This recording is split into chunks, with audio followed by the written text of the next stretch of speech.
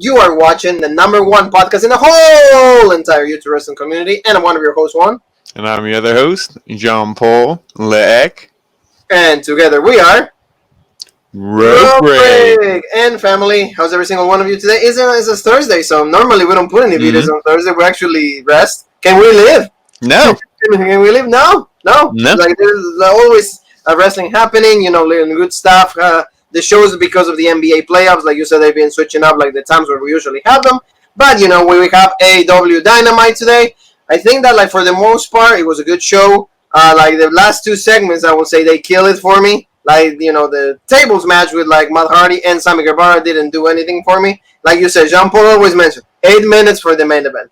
So I would say like the booking of the show was actually not good. Like they made it like this should have been maybe halfway through the show, and then maybe put the contract signing or Brody Lee towards the end, but not giving me like this because it was hot. Whatever with Big Swole and whatever with Matt Hardy. What do you think, Lek? Yeah, I mean, rope break, we might not have the budget that AEW has, but I feel like our formatting is a lot better. They start off the show and everybody's in the ring. There's no entrance. There wasn't entrances the previous week. They were just in the ring, FTR and Private Party. So I don't know what this, you can't have, it's just bad time management. You guys can't have entrances. We have 8-minute main events, and that's including entrances. And then picture on top you of go that. right when Sammy comes out, commercial. We come back, Matt Hardy comes out, picture.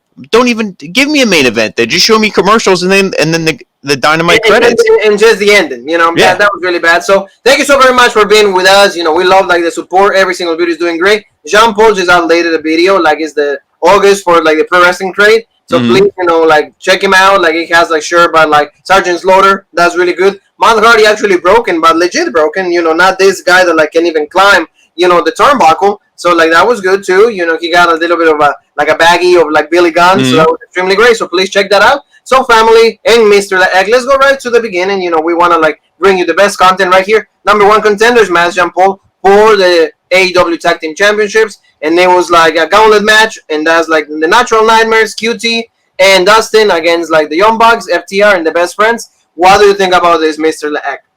I mean, this wasn't bad, the Young Bucks, because they were against two guys who are more like traditional wrestlers. This match, they actually, wrestled a little bit in this. So it wasn't bad. The first two teams were the Natural Nightmares, or if you're quoting Jericho, Dustin, Dustin and QT. So, yeah, I mean, they should have the name sheets of all, this is the opening match. It should be right at the top of the sheet, But, yeah, the Natural Nightmares and the Young Bucks started this thing. It wasn't bad, but, I mean, who do you think was going to win? Did you think the Natural Nightmares were going to move on and the Young Bucks were going to be eliminated? No. Oh, hell no. But the main thing with this, it was like, okay, I thought it was going to be them versus FTR in the final. And that was going to set something up. But we actually saw, when your boys came out, Yeah, no, it's true. Like the match was like pretty simple, like a Dustin kind of like I like how like I think it was Nick Jackson and Dustin, they started out and they were like rolling and exchanging arm drags, and Dustin is like, hold on a second. He's like, I need to catch my breath. It's good.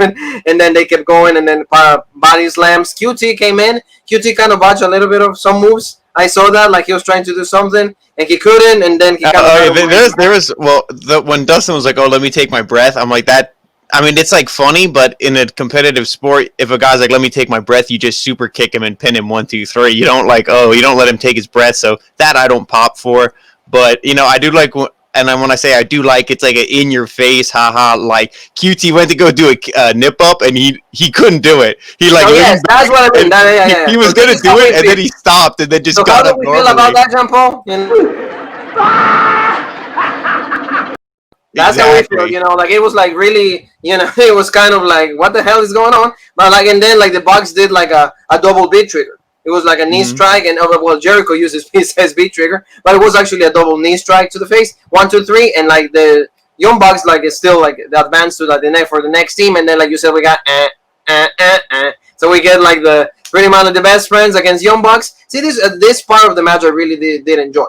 I was really happy with this. Because like you said, they actually wrestle. Chucky T looked a little weak for me. I don't know what's going on with Chucky. Like remember, like he was like, I think he got injured really early in the match, or like at least pretend to be injured. So that's what like pretty much what happened. and like, but like Trent looked really good. His spear, I think it was Nick Jackson, that was really good, and like he took like, I think on the apron, right? He took like he was he had the super kick, and then they did that like a slow German suplex, like the bridge. Yeah. It was a German suplex on the apron, and Jericho was explaining, because Jericho actually was on commentary for that. He was saying that the apron is the hardest part in the whole ring, so it will be the most painful. So that was cool. I really like that. And the match, like I said, like Trent is looking really great, and like you said, Jean Paul, to me, Trent should be like a singles guy, because like Chucky, I don't know what Chucky does. And like to me, Trent's the stud. You know, Chuck E. T's like the bullshit. Like he just tags along.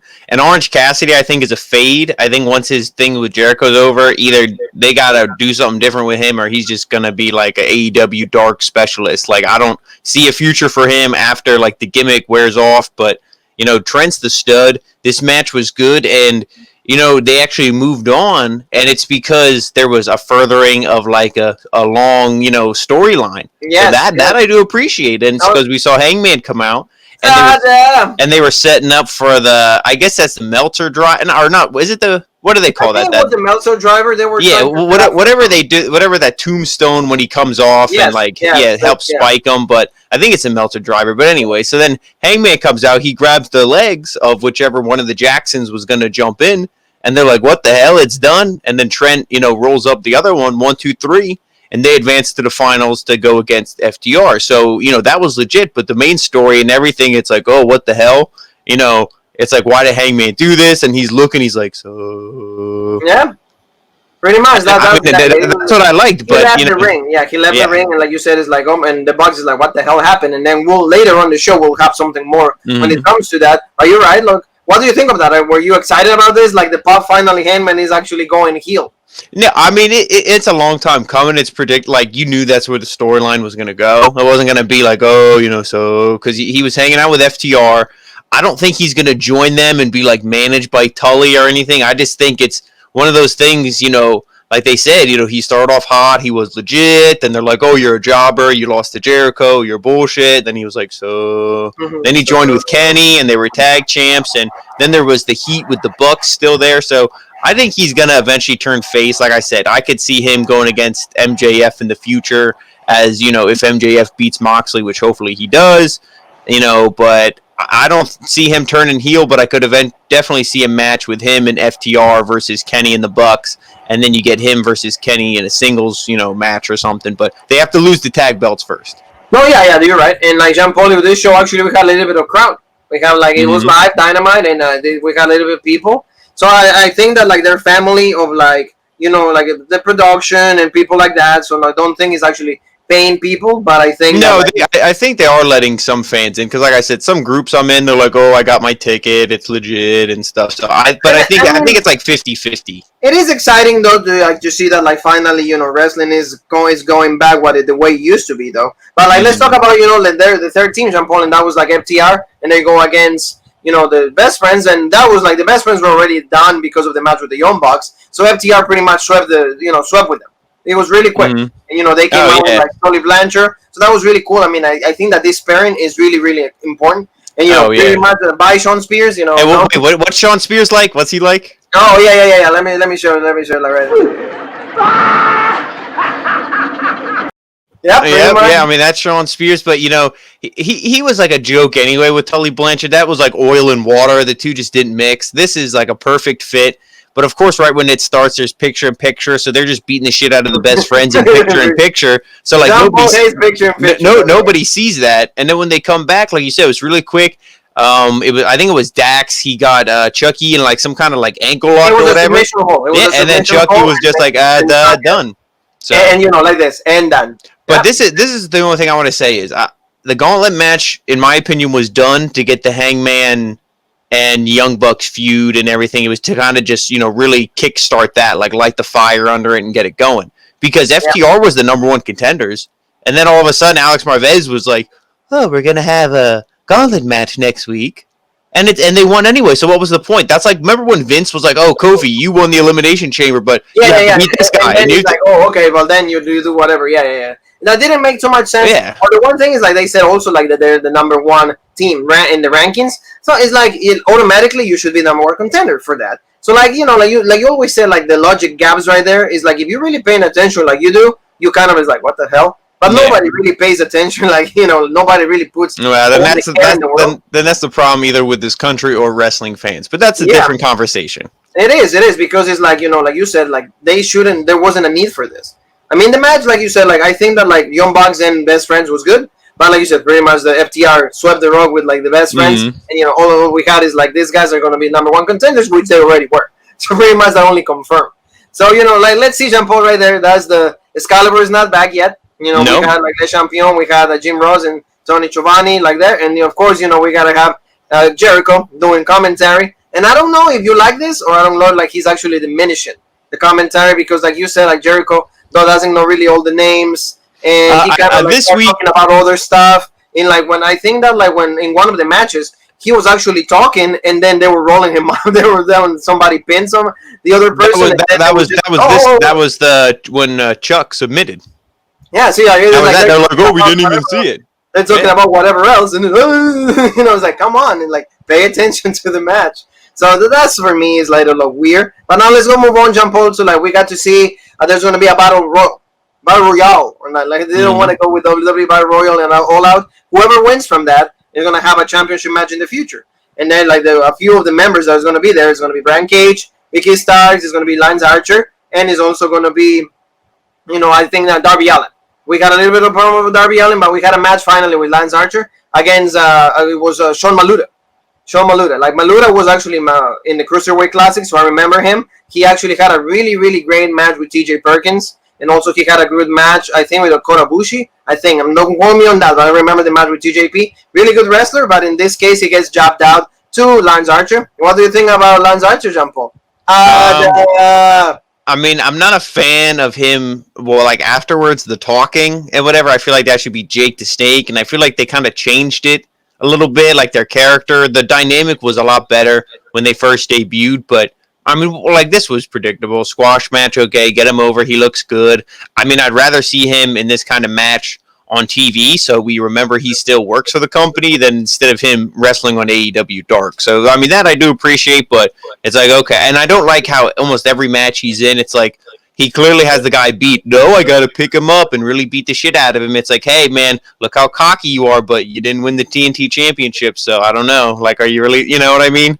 No, yeah, no. I like the one thing is again is like the match is like it takes way too long for me, but like he should be just wiping them off. That's what I mean. It should have been punch, blackout, and done.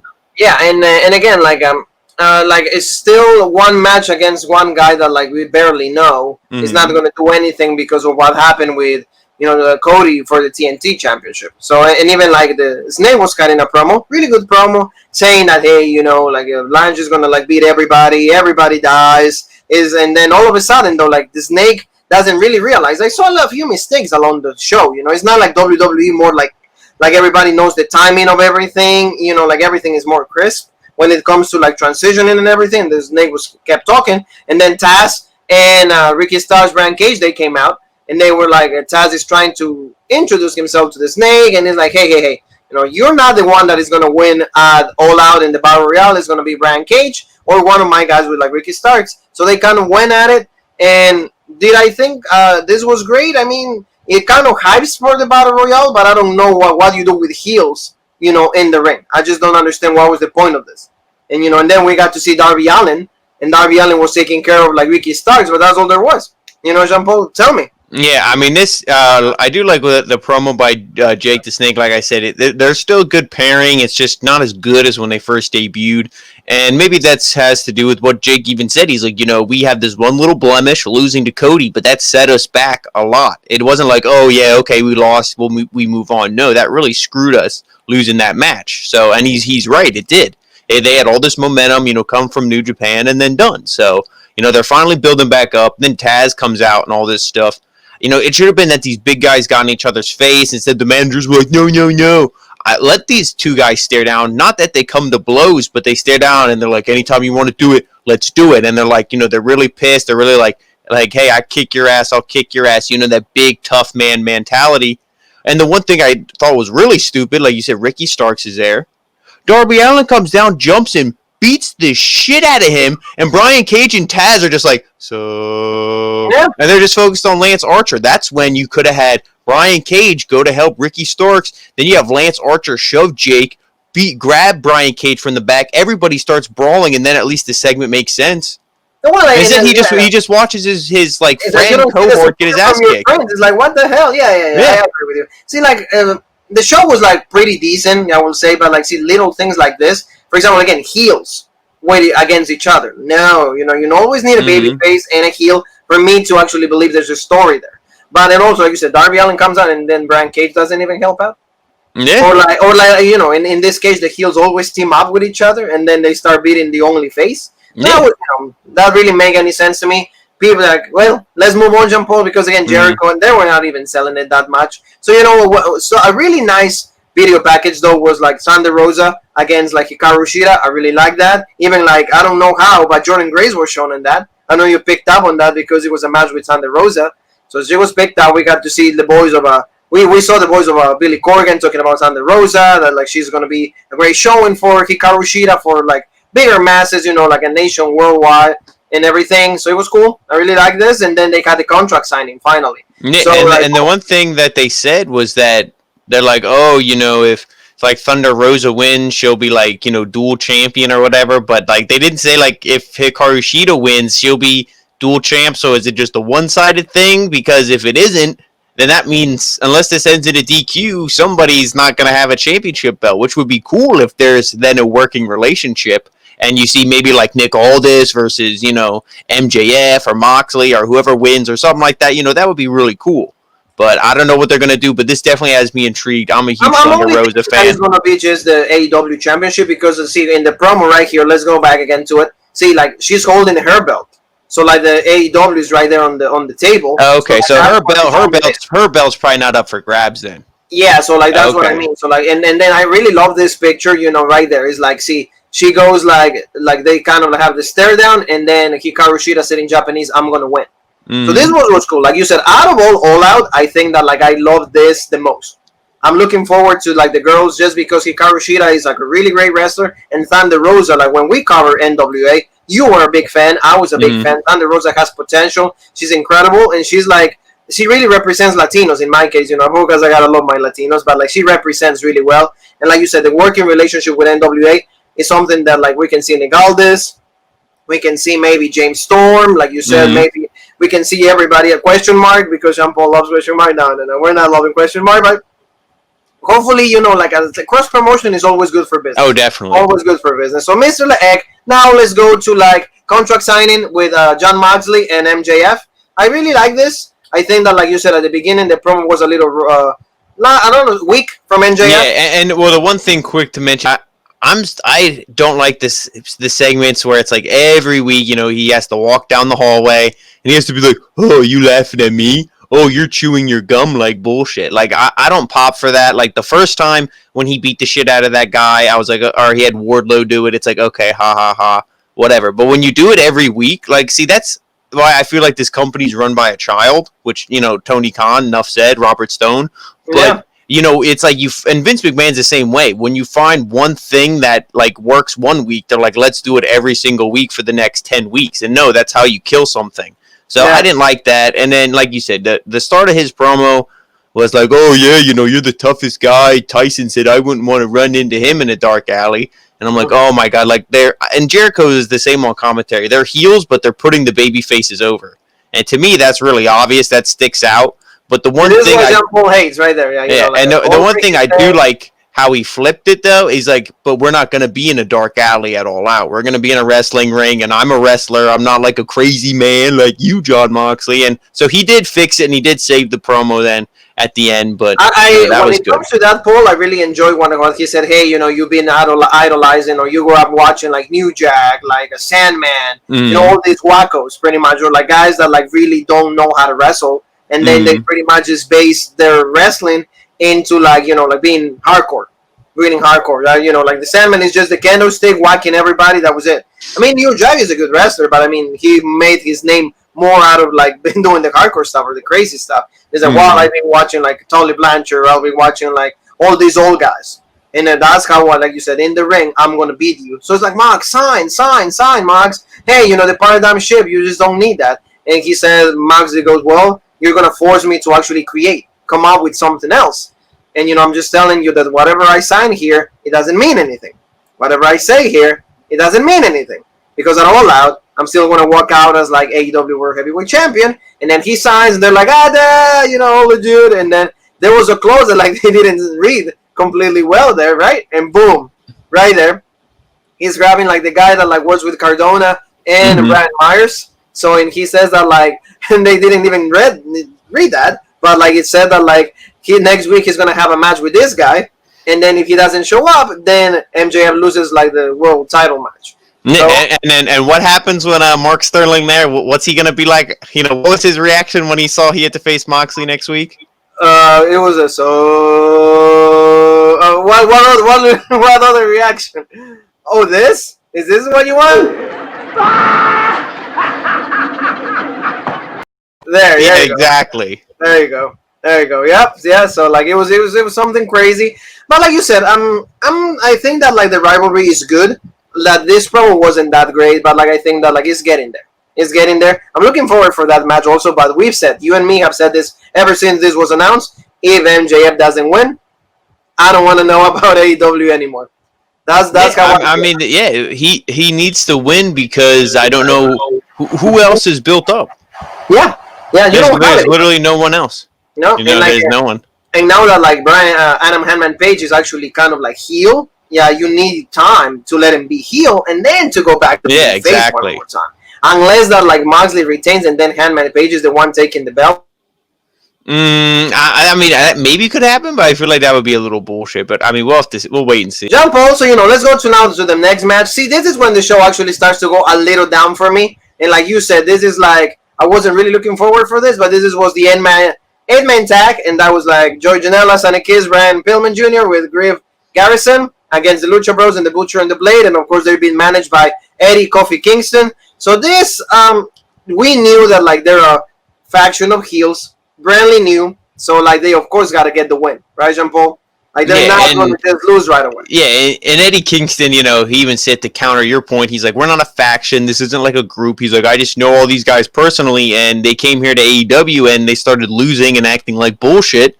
He's like, and but we didn't, we got into wrestling to be champions. So I'm going to have these guys help them get on their championship ways. And, he said after the match that all 5 of them are going to be in the Battle Royal. So that's like, okay, like they said, that's 5 guys out of the 25. So it's like, that's a big chunk of it already. But this match was just set up to, kind of get them established. Like, they are legit. They are winning. The Butcher and the Blade do know how to win. It's, it's not urban legend. It's real. And the one thing I don't like is, so you have Joey Janela, who it's like, okay, some people like him, some people don't. Sonny Kiss, acquired taste, same thing. And then you have Brian Pillman Jr., who everybody knows who his dad is. Commentary's constantly putting him over. I think they said about 45 times, oh, he looks right like his dad. Like, oh, okay, we get it.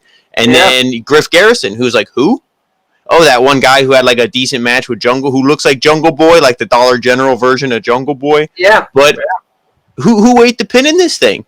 The one guy who I think should be protected the most on the team of babyfaces, Brian Pillman Jr. Yeah, Brian Pillman Jr. is actually the guy that like got the pin, and he's the one he lost in his debut match against Shawn fucking Spears. So it's like, okay, like completely jab out, Mr. Lag, completely jab out. And of course, commentators like, so he needs to, oh, he'll get there one day. Yeah, he'll get there one day. But I guess Griff Garrison, Sonny Kiss, and Joey Janela are already there. So yeah, that's pretty much. Let's make it fast. When that it was a decent match, but like they're starting to establish like the non-faction. To me, there's a faction because they're together. They come out together and they're being managed by the same guy. The one thing with Eddie Kingston when he was like, oh yeah, I got, we're all going to be in this battle royal, and then last week when they showed him with the wink, so I'm hoping that he's going to play something up like he just uses them to kind of. Get himself ahead in the battle royal, exactly. And then he kind of like tries to get advantage, and then that will be the end of that. So even it's going to be like a really quick faction. It's not Yeah, they're I not mean, there for the long run. nothing lasts long in AEW, so. Yeah, that's what I mean. Nothing is like nothing that lasts forever. So let's go now to like the Dark Order. Finally, Jean Paul, the Dark Order showing, they came out with a casket right there. They came out with like that, celebrating that they buried the American Nightmare, Cody Rhodes, and they cut a promo like Evil Uno saying that hey, they were able to finally get some money. They got like Stu Grayson got like 2 cars and like the Long Mourner or something like that, right, Jean Paul? And Brody Lee Yeah, got like a brand new car also. That's what I saw. I completely lost. Like, I hated this opening. Pretty much this whole segment I didn't like until the last like 2 minutes of it. But I mean, when they brought out the casket and there was the Dark Order member who was dressed as Cody, that I was fine with. But it should have been something where they just came out and they had the casket and they're like, "What's this?" And it's like, "Oh, it's Cody," and it's like, "Oh no, it's not." Have Brody Lee come out, cut the promo, say he's not going to do the open challenge. All these indie loser wrestlers can just, stay in their bullshit mud shows. They're not going to come here because no open challenge. He's the new TNT champion.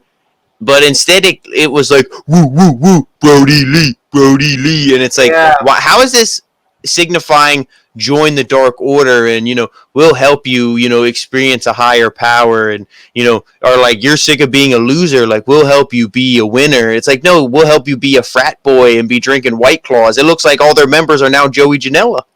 Yeah, well, I didn't like this too much. Like you said, like the one thing is like Brody Lee is not really connected with them, and it shows. It really shows that like he's not really like the leader, or it doesn't show like that like they believe he's the leader. So that's the one thing, and like he just came out, like he said, he cut the promo, and that was it. But like he was just trying to like bury everybody. Like he said a lot of good things about with Tony Giovanni, because he was like saying, well, remember like in December all these guys were like losers, and now I recruit them, and now we're all winners and all of that. But like really, like he lost to Jon Moxley. Like how can you say that? And what does anything have to do when they're like all giving him high fives and they're all like, "Yay, Mr. Brody Lee, give me a high five. We're so happy for you." Yeah. How is this supposed to be an intimidating? You call them the Dark Order? Like I don't, I could go on for hours about how much I hate this, but Yeah, it is. It's not. This is still, like I said, it's a work in progress. I don't think that like they're really connected. Like they really dropped the ball on this. I mean, they're trying to be better and see like they were celebrating and everything. But then the American Nightmare family showed up, and then they came out like Dustin, QT, but then also like a returning Matt Cardona. Matt Cardona showed up, and then also Scorpio Sky. Like they came like, and they were all feuding. So like they're gonna have a match next week, and also I think they're gonna have a match actually at All Out. It's going to be the Dark Order against these 4. So it's going to be QT, it's going to be Dustin, it's going to be Scorpio Sky, and Matt Cardona going against the Dark Order. Yeah, I'm not sure. I know they are having the match. I'm not sure if it's on the pay-per-view and next week or which one it is, but I think it's on more than All Out. Yeah, even when they were given the matches, Jean-Paul, they botched that. Remember? Yeah, that's what I mean. So, I mean, I get it. I give them a little bit of pep pass because I know how quick this, you got to do this thing. But like you said, this is not really interesting. I mean, Cardona, yeah, is good. Scorpio Sky has potential. But see, like Dustin and QT, like not really much. We'll see what they do. But like, I just think that. That's what I was gonna say. Is just I didn't care. Like I don't care for this. I mean, like I said, Cardona legit. Scorpio Sky. I agree with you. They're both legit. But like, what is this? This feud isn't gonna mean anything. It's probably setting up something for when Cody inevitably returns and he's going to beat Brody Lee and he's going to get revenge. And it's like, that's fine. But like, all these guys are just pawns in that storyline. They're not, so like, there's nothing planned. Really, Cody's going to be off TV for a while because he's going to be shooting a show that like Stephen Amell is in. And, we know that like Cody and Amell are friends because of the feud that they had at Summerslam, like 5 years ago or around that. So like, that's what they're doing. But, Jean-Paul, let's go to like, this is like, when the show completely went downhill. Big Swole going against Reba and Penelope Ford, and in order for her to have a match with like Britt Baker, and she is able to choose the stipulations of it.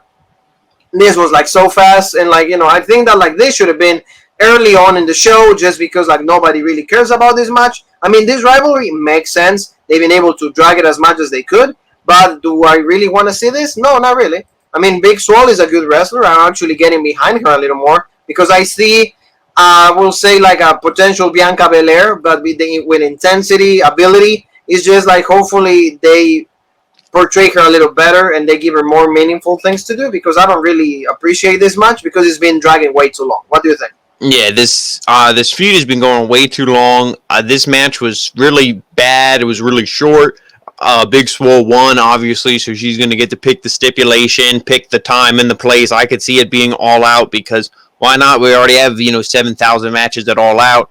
So, and they love their 5-minute matches like we saw in the main event. So, load up the card. But to me, Big Swole is, I was into the feud, maybe like a month or two ago. Then I was like, okay, Britt Baker's going to be back. She's going to beat Big Swole. She's going to challenge Hikaru Shida at All Out.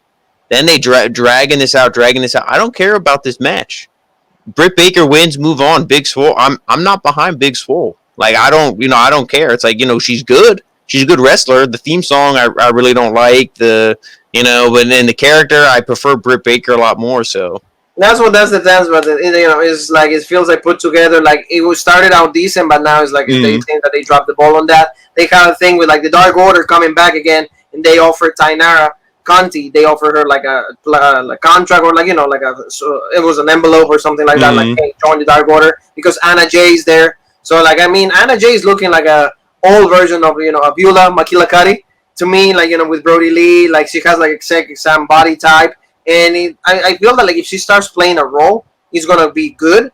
And now they have Taina Conti, it's gonna be even better. Because now it's like, but I think that like they're gonna have like another month of keep like trying to make the Dark Order legit because they're finally adding people that I can actually relate to. Because like the other members, like you said, numbers 1, 2, 3, 4, like really, I just don't understand. Not even that. Like you see them. The only ones who have size on them is Uno and Grayson. And we're in Colt Cabana, but and in Colt Cabana doesn't even says that he's part of the Dark Order. He just hangs out with them. Yeah, so, so it doesn't. I don't even understand it. But let's go, like you said, Jean Paul. Main event time, 8 minutes, family, and like they went on commercial break, and then they had picture in picture. So I don't think that anybody was like really into this, and this was gonna be like a tables match. Matt Hardy against the Spanish God Guevara. This match was so quick that like it went by like really really fast. Matt Hardy got busted open. Sammy Guevara got a little collar also. And I don't know, Matt Hardy, like if like the story called for him to be that slow, but like, or because it was live, he kind of was really like, I don't know if he was concussed or anything, but he looked really bad in this. I don't know for you, but like to me, he looked really bad. Again, we said it a bunch of times here. 8-minute match. How can you even get into it? Commercial, picture in picture. Yeah, Matt Hardy didn't look good, and I'm like, okay, is he selling the injury? What's going on? And then, to skip to the end of this thing, which doesn't take very long, they're up top for a superplex, and he goes through the table, and I'm thinking, oh, okay, he's going to counter, he's going to do something, some legit craziness, he's going to throw Sammy through the table, and it's going to be it. No, but Sammy won, and I'm like, who wanted to see Sammy win? It was that bad chair shot, all the fans were pissed, ooh, screw you, Guevara, look what you did to Matt Hardy, how could you? And then Matt Hardy loses this thing. So this will probably get signed for All Out too. So now we'll have 44 matches instead of 43. Yeah, and 44 prediction matches to do. So like it's actually we'll see. Like to me actually I think that this is over because I don't know what they're gonna do with Matt Hardy. I really just think that like if there was a ways to like portray him the worst, this is like keeps going from like to worse to like chaotic. We're going to like to pandemic levels, and I'm sorry that part of me. Matt Hardy's just like really, really done. Part of me feels bad for him, and then part of me doesn't.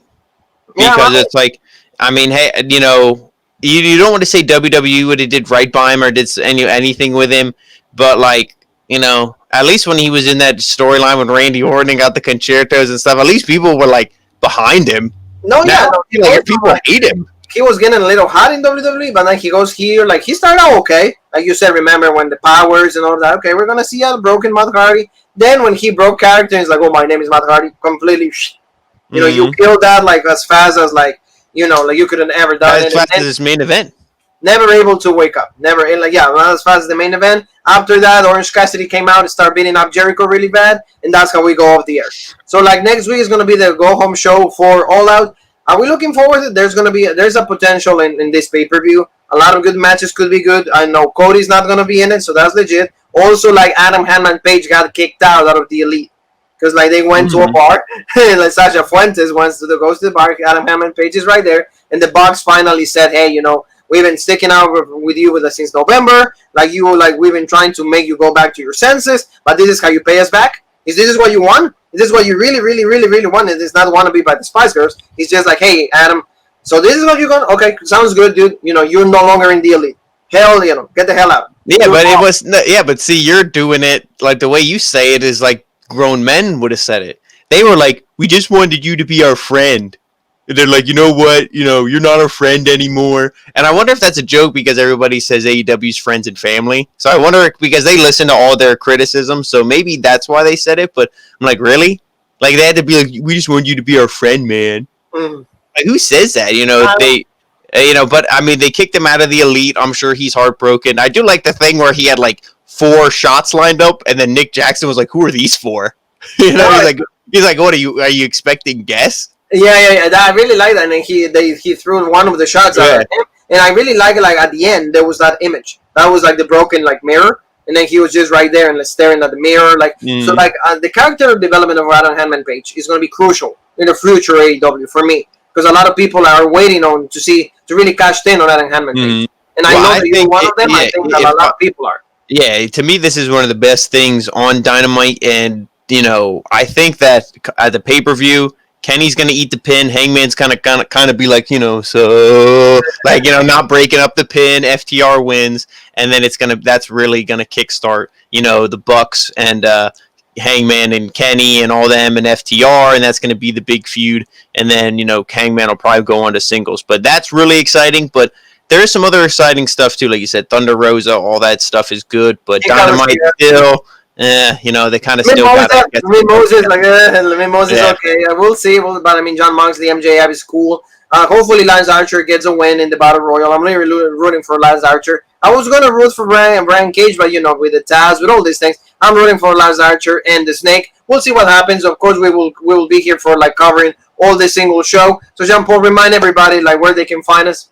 You can find us on Facebook, on Rope Break, Twitter, the OG Rope Break, Instagram, the original Rope Break, and right here on YouTube for the best podcast in the YouTube wrestling community, the original Rope Break. That's right, and every single day we have a lot of coverage. So thank you so very much. Tomorrow, Jean-Paul and you and me will be here with Legend Killer, and then we'll be doing SmackDown. So a lot of good stuff. Also, not really great because there's a contract signing with the Big Dog. So of course, when the Big Dog shows up, this is how this is how we feel every time the Big Dog.